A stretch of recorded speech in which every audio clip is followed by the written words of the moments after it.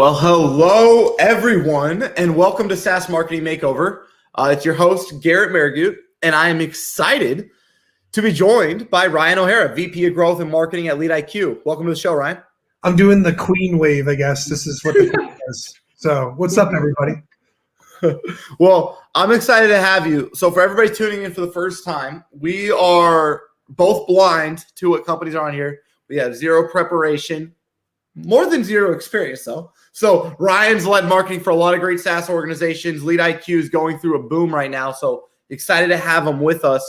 And we're going to be looking at a random SaaS company and trying to come up with 3 things that we would do if we were CMO. So we're going to try to put our CMO hat on, show up and say, what would we do different? How would we maybe find some opportunities here? So sound good to you, Ryan? That sounds good. And remember, we have no idea what company we're going to get here. This could be crazy. Yeah, let's see. All right, Ryan, you want to pull up the wheel for us? Okay. Oh, man. Trucking Checkr. I don't know who Checkr or Keep Trucking are. This could be new ones for me. Oh, they got me a new one. Okay. So I feel like I've seen a lot of SaaS companies. I actually haven't seen ones. I don't even know what vertical they're in. So I'm going to share my screen. This is our first impression here. We get to see what we feel like being them, being a customer coming to the pitch for the first time.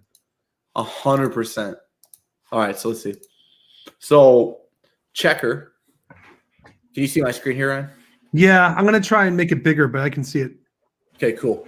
So welcome to a new era of background checks. Cool. Okay, now I can see it. Very cool. Checkr uses AI-powered technology to help our customers run their background checks so companies, big or small, can make safer, more informed hiring decisions in less time. Okay? Cool. I want to avoid disruptions. Social proof right off the bat down up there. Yep, they do a good job with that. Airbnb, Netflix, Papa John's, Instacart, Lyft, Pride Staff. Smarter technology equals better hiring. I kind of like this. This is cool. All dynamic. Explore a platform. I want to click on this because I think this is the kind of stuff that helps us understand. So if you're doing a background check, these are the things you want your background check to include. I wouldn't say that's indicative. These are more, I don't know if that's your platform though. So let's see if we can learn a little bit more about the platform. Learn more about our platform. Yeah, I'm trying, right? I can't even spell that. I don't even know. We shouldn't even try to say it. Adjudication. Wow. I'm going to say it more confidently. You're just bragging about the adjudication. Do we start with some feedback right away, or do we kind of cool it a little bit? I mean, we can. I'm like just trying to get a sense for the platform because I was hoping to see it, I guess. So that's where my brain is a little frozen. Well, what's your take right here? Like, are you wanting to see platform on platform, or what are you kind of looking for? All right, a couple things that come into my mind right away when I see this. I see Checkr and I kind of feel like, for people that don't know like how I think about marketing a lot of the time, marketing's job is support. It's not just supposed to be wrapped around like telling you what your product does and product marketing and messaging and all that stuff. A big part about what you want to do with your product and how you want to build your brand is teaching people stuff. And like, for example, there's tons of background checking applications that are out there today, right? Yep. The ones that are going to win are going to be the ones that teach us something that we don't think about right now. It's not just saying like, this is what it is. I know you're on the main product page and you're thinking about that, but it's also being like, this is how you need to think. Yep. And I don't know if they know that right? They do that down here in a sense. So like, I like what you're saying, Ryan. Now my brain, you're totally right on that perspective. What I'm looking for is this moment of like emotional compellingness to choose you. So I have these 2 ideas that just popped in my head instantly. I want your take on them. One is integrations. If I'm Checkr, right, and I'm thinking about how background checks work, they need to fit with your applicant tracking system dynamically so that I don't have to do this separate. So I would have loved to see integrations right here because to me, at the end of the day, it's a background check. I know Checkr doesn't want to hear that, but I'm not thinking you have better background checks than someone else. I want cheaper and easier background checks, I don't know if the gap that we have in the market is better. Does that make sense? Yeah, or it also could be like, so I'll give you an example of how I'm thinking about it, right? Yeah. Why are you doing background checks at a company? Because you don't want to hire someone that's a criminal? Is that it? Is it because you don't want them being around customer data because they can steal it and then sell it somewhere? Like, what's the motivation there that's creating that pain in the first place? You might have to have government contracts, right? Is one example. And then I think there's also types of policies that like certain industries require, but I'm not sure. I think that's it. Yeah. Driving. So the hard part. So we'll go back and forth here. It's supposed to be like this, right? Yeah. Part of what I'm thinking about with this is I want to have a holy crap idea that's introduced to me where I'm just like, I never thought of it like that. I'll give you an example. I once had a company that I had an office space for LeadIQ in New Hampshire. I had a person call me and try to sell to me to come clean our office. And their pitch wasn't about, we're reliable, we'll come every 2 weeks, our prices are affordable. That's like not how they introduced and talked about their services. Okay. The way they introduced it to us was, did you know that your employees are more likely to get sick if your office is dirty? And this is why it's important that we come every week and every 2 weeks. And it just completely wrapped my mind around how much is it costing my business to have people be out? How much business is being impacted? If the place is crappy and dirty, people are going to choose to work from home because we had a work from home policy where you can work from home as much as you want. Now I'm losing some of that culture that I was getting in the office. Like this whole talk track got introduced to like comfort and not getting sick and health. And this is pre-COVID even. And they don't have that why here in their menu. That's a great point, right? Like what's their why? You got platform, solutions, resources, but why Checkr? Yeah, there's 800 other companies that probably do what Checkr does. At this point, background checks are probably commoditized. So if you're going to introduce something to me, come into it and be like, I'm going to show you something you've never thought about before. You know what I would think about? Generally speaking, if I do a background check on someone and they fail the background check, what's that tell me about the person I'm going to be hiring? Ignore trust, ignore contracts. It probably means there's someone I don't want to work with every day. They're probably a jerk. If you're breaking laws, and sure, people deserve second chances and stuff. I'm not trying to be like negative on that end, but like that might be the holy crap idea that I think about. Like, what about this, Ryan? What if, so now my brain is going like how I would differentiate. What if we tied it back to making your hiring process better? Because if someone's getting all the way through your interview process, and you keep failing on background checks, what is that saying about your interview process too? Do you see what I'm saying? Oh, yeah. Because how much waste is happening because background check is the final stage in the sense that you've already used a middle manager's time and maybe even an executive's time on interviews. So how much time can we save on interviews with a background check that identifies an early signs, or like how we get better at interviewing or selection without, I guess, breaking the law and discriminating? So there's some nuance here. But I do think you're right. We need a different angle than just we use AI. Yeah, maybe it's something. Maybe your top headline is like the new era of background checks is okay, but maybe my main value proposition for Checkr is. By the way, we don't know their software here for people listening, so like we're kind of spitballing a little bit, but we're trying to come up with something. Maybe I'm doing something about the type of company I'm building. Like what's that? Every 10 if you're a company like Netflix and you have 3,000 people working there right now, and next year you're going to have 4,500, that's 1/3 of your company that you're growing in 1 year. If you fill that team with a bunch of people that suck, meaning they're jerks or they've done some shady stuff in the past, or they've had you start filling that up, you've just turned Netflix into one really cool red hot tech startup, into like a media giant that everyone loves and uses.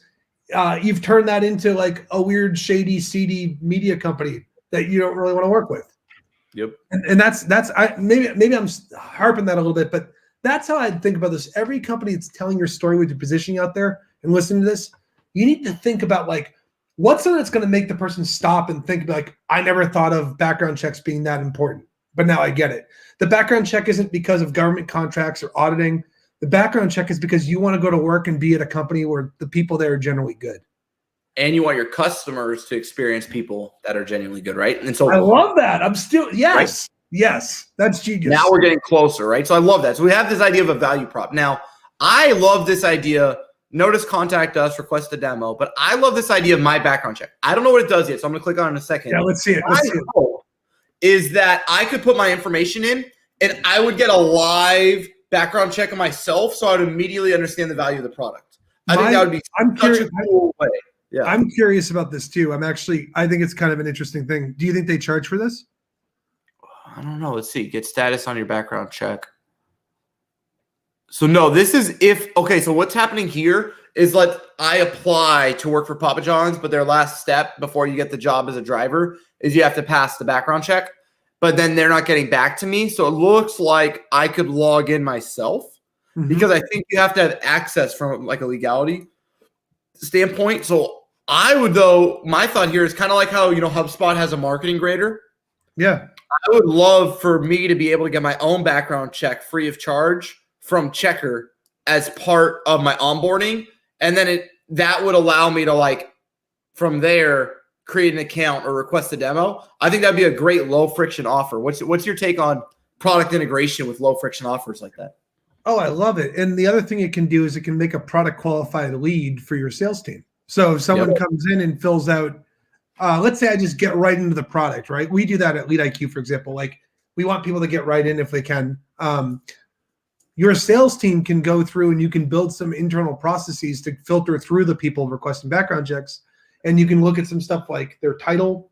You can do some scoring based on some static stuff, like their company size. You can enrich that data based on those triggers, grab that, and then build it into a prospecting sequence for the rep to go call them within 15 minutes after they fill it out. I love that. And Ryan, I mean, we have to also say this Checkr's brand is pretty badass. Let's be honest. It's really freaking clean. Okay, Checkr. So we're trying to get you a little more upside. I gotta admit though, for a background checking company, I mean, this looks pretty modern, actually. Yeah, it's pretty slick. Okay, so we got to give them a little bit of props. Now, you're a content guy, Ryan. I mean, I hope you don't mind me saying you're pretty good at content. Well, what's your take on kind of what they're doing here? And is there a type of content you want to see that maybe isn't here? Is there an approach to content that you think could help them? I mean, they're running this very unbalanced, literally had the exact same left aligned using tag blog thing 4 years ago. I totally remember seeing this. I have something that's similar on my own website. You have something through Uberflip that's somewhat similar. What's your take on this kind of resource hub? So I love a resource hub. I think one thing that might be, they're a bigger company, obviously, but one thing that might be missing here is you could put out ebooks and webinars and all this stuff, but similar to what Directive's doing here, your best person to represent your company are employees at the company and having them talk with people. I almost think that the way you should run your marketing department is like a media company.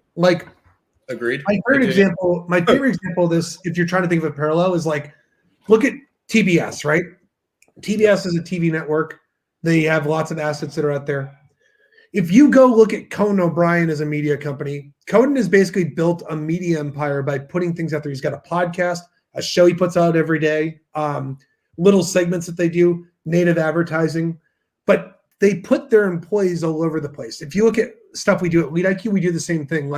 I'm on stuff, John Moz is on stuff. We have a whole roster of reps that we go and put out in content. And because it's a person talking to the person that's on your website who is also a person, it makes it more relatable and you trust that person more in understanding who works there and that it's real people. Because you're not your company and your prospect isn't their company. They go home and they get in fights with their wife. They're normal people. They have problems. The phrase I use is everybody poops. Everybody's vulnerable and has issues, right? Yep. So if you want to make an authentic connection with someone, you should also put some stuff out there about I'd love to see a video here that you could click on with someone that's on their team talking about some clever ways to do hiring, best practices for hiring or something. Yep. Go on, and let's see. So let's dive in, right? So they have this how background checks impact your working, Checkr editorial, so they have an editorial team. And I mean, they're playing the hits. Okay. So the truth is this is boring, Checkr. Okay. I'm guilty of it too.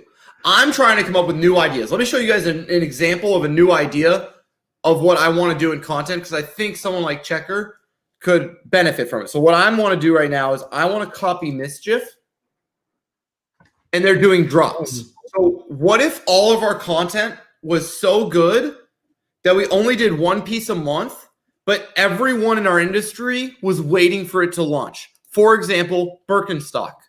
Imagine if our content was so good that we partnered with Birkenstock, made destroyed bags, and then created a dynamic layout, 2-column, like truly innovative, badass, world-class marketing, and made that into content. My point is like, these guys are actually changing. Like in the year 2024, they bought every domain for all the different people available, and then you could buy it. And then when they sell it to that person at a later date, you're going to get a cut of the profits. That's nuts. Like crazy concepts and ideas, but it's good enough that we want to share it, and I'm talking about it. And it's design and developer centric.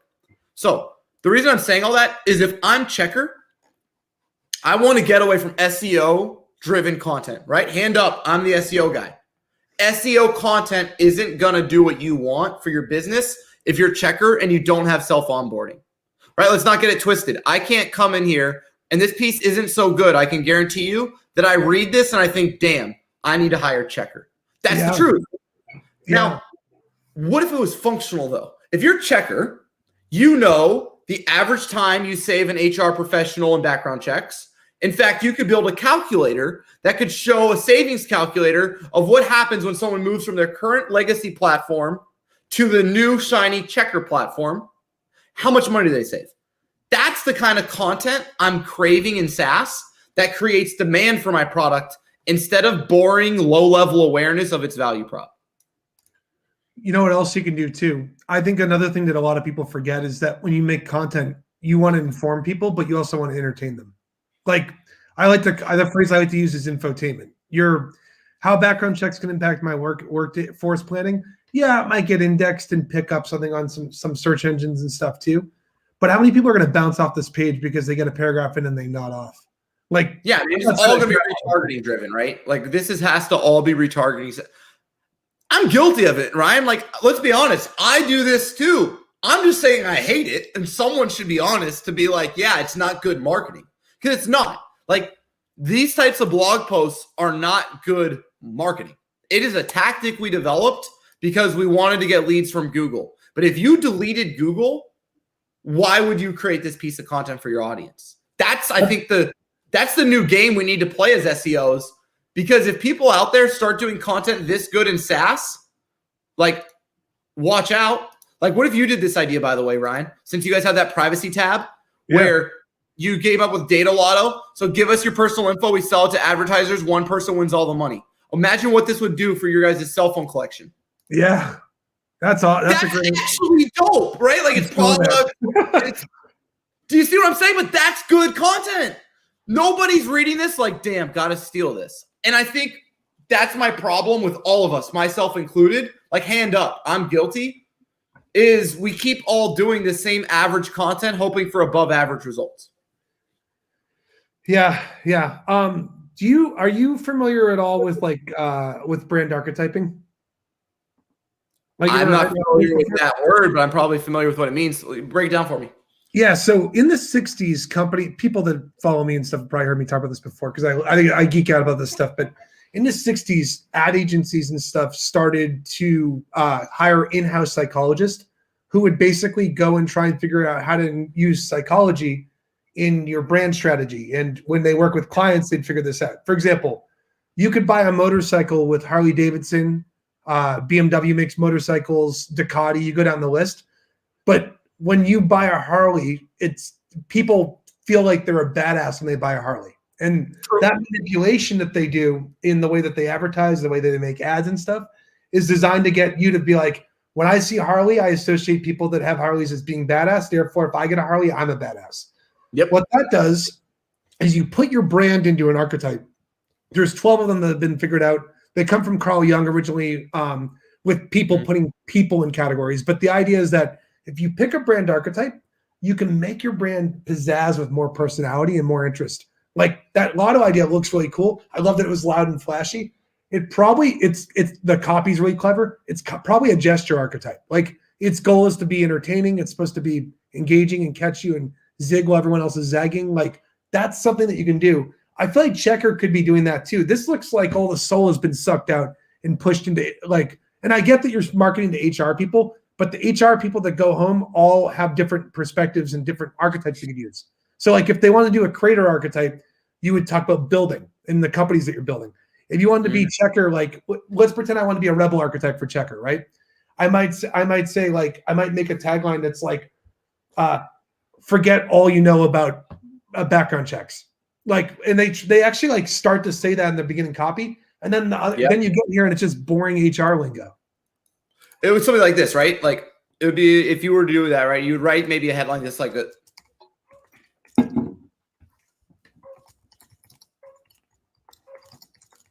I'm glad you're doing this. Whenever I do this, I screw up and have to refresh 8 times. Like this, right? Like, what if background checks weren't the worst part of your day?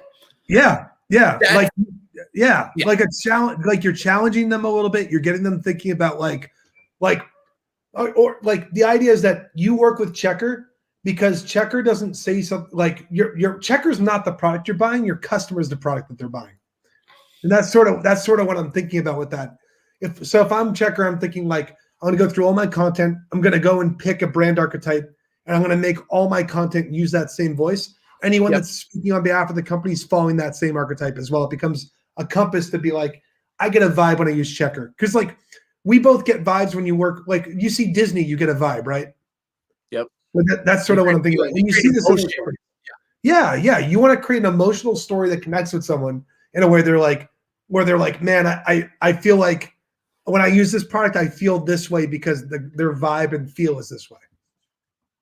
I love that. Now, one of my questions to you is, if we wanted to get better at brand archetypes, is there a book we could read or a resource that we could apply that to?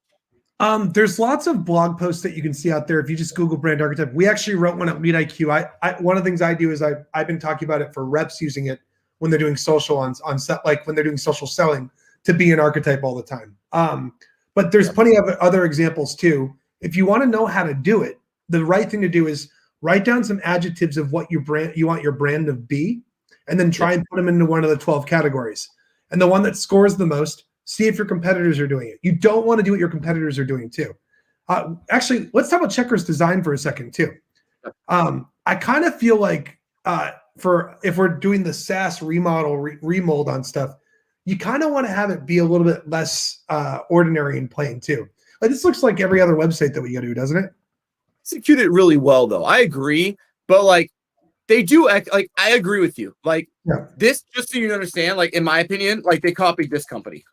So JustWorks is like an EPO, and okay, well JustWorks is rebranded, but essentially JustWorks had a very similar vibe before that looked exactly pretty much like this font style. It's clean. I agree that because of the nature of HR, I think they took the pendulum and said, how safe could we be? And they said, cool, let's be safer.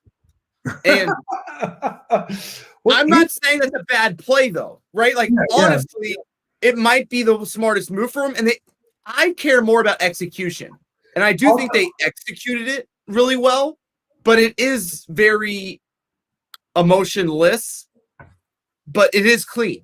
So I'll tell you a story actually that kind of it's confrontational from what you just said, but it's good.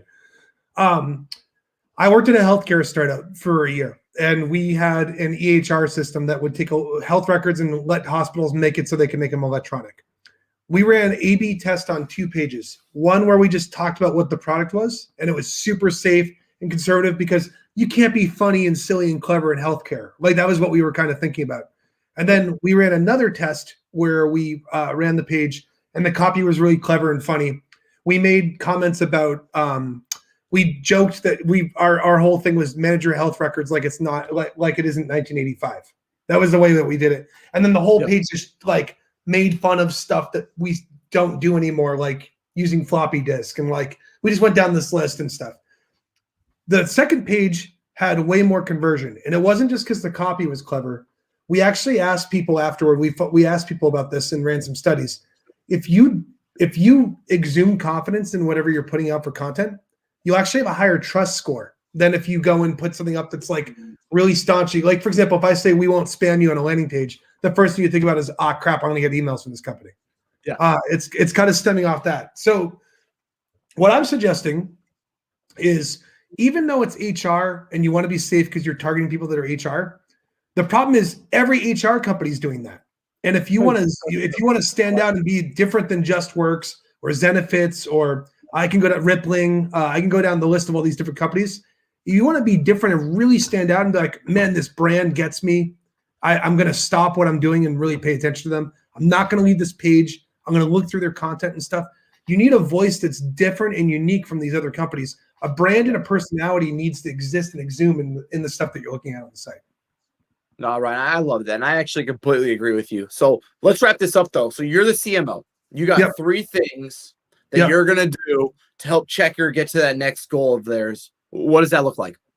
First thing is I'm going to pick a brand archetype.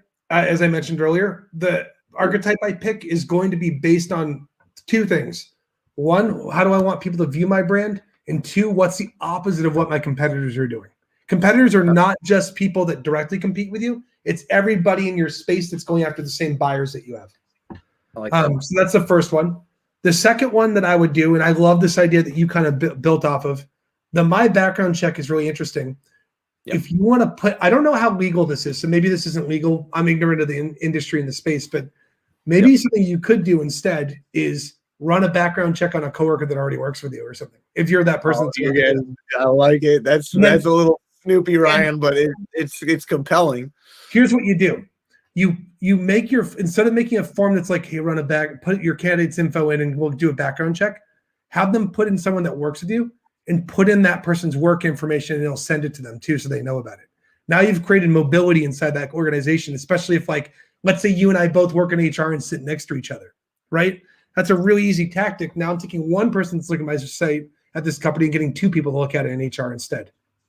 So maybe you pick a coworker or something. So that's the second thing I would do.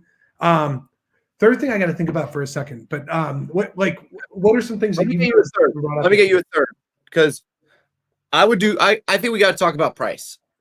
At the end of the day, I see a background check as a transaction, and my assumption is as I do more background checks, they get cheaper. Yeah. I want to move a toggle. I want a pricing tab right here that lets me see if I want to run 1 background check a month or if I run 1,000, what's my price per unit and what's this going to cost? And I want to experience your product. So my big takeaway, if I'm CMO of Checkr, is I need to decrease the time from landing on Checkr to experiencing Checkr. And they don't actually allow me to experience Checkr today. And what I mean by that is when I click my background check, I don't get to run a background check on myself. That stinks, right? If I could create a top of funnel call to action that says get your own background check, that would be sweet. Number 1. Number 2, pricing. I like the platform. I think it's clean. I think they've executed. They got great logos. I just can't imagine it is my problem. So like when I'm looking at this, it's very hard for me to imagine myself in the product solving my problems.